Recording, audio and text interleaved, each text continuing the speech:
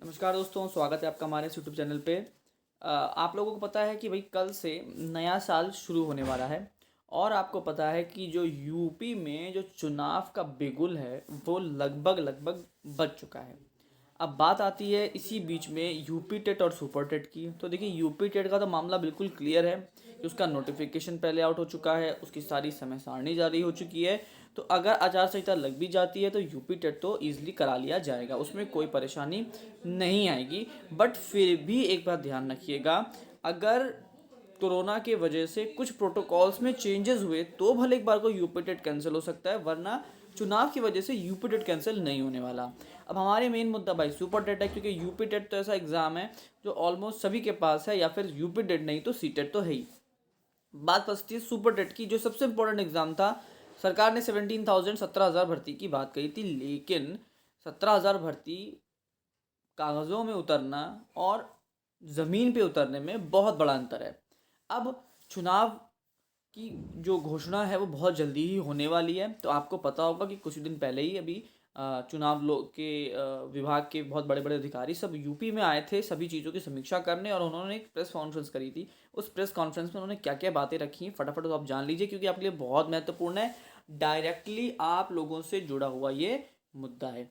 और पहले ही बता दूं, खबर थोड़ी सी आप लोगों के लिए बुरी होने वाली है। तो फटाफट देख लेते हैं क्या दिया गया। तो उत्तर प्रदेश में अगले साल होने वाले विधानसभा चुनाव समय से ही होंगे। लखनऊ में आयोजित प्रेस कॉन्फ्रेंस में मुख्य चुनाव आयुक्त सुशील चंद्रा ने बताया कि सभी राजनीतिक दल समय पर चुनाव कराने चाहते हैं, इसलिए कोविड प्रोटोकॉल का पालन करते हुए चुनाव समय पर ही कराया जाएगा। वोटर लिस्ट 5 जनवरी को जारी हो जाएगी और उसके बाद ही चुनाव तिथियों का ऐलान किया जाएगा। राजनीतिक दलों के सुझावों के आधार पर आयोग ने इस बार चुनाव में जुड़ी कई अहम घोषणाएं भी की हैं। रिपोर्ट के मुताबिक चुनाव की अधिसूचना जनवरी के दूसरे हफ्ते में जारी हो सकती है।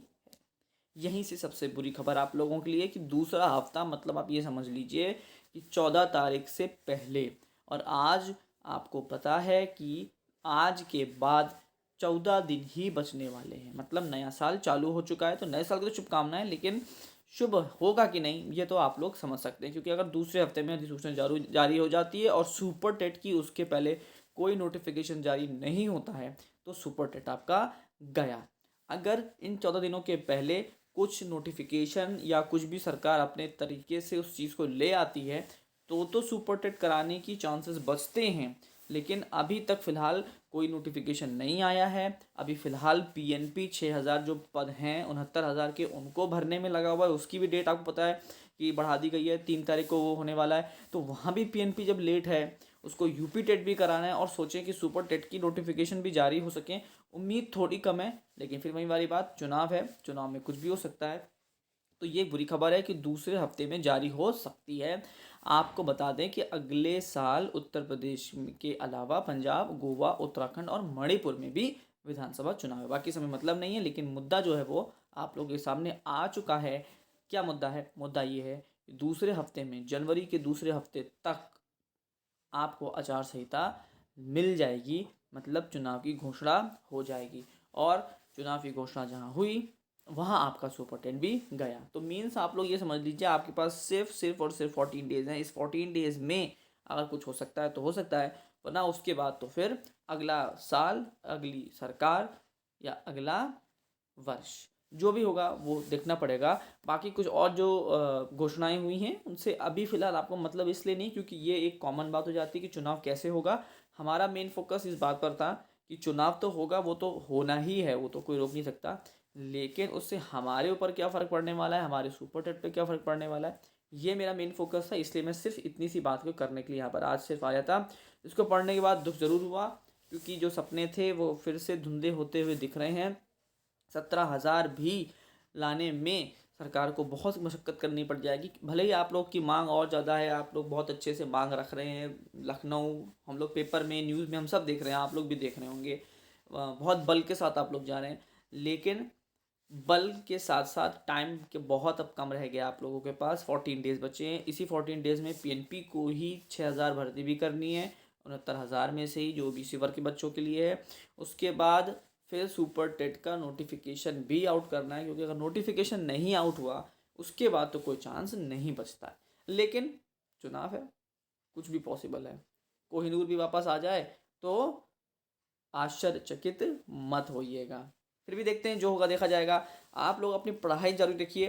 देखिए, हम लोग सिर्फ पढ़ाई कर सकते हैं, मुझे पता है पढ़ाई करना पॉसिबल नहीं होता, क्योंकि आप लोग के नंबर ऑफ़ व्यूज़ बता देते हैं ना पढ़ाई वाली चीज़ों पर, कि आप लोग कितना एक्टिवली पढ़ाई कर रहे हो।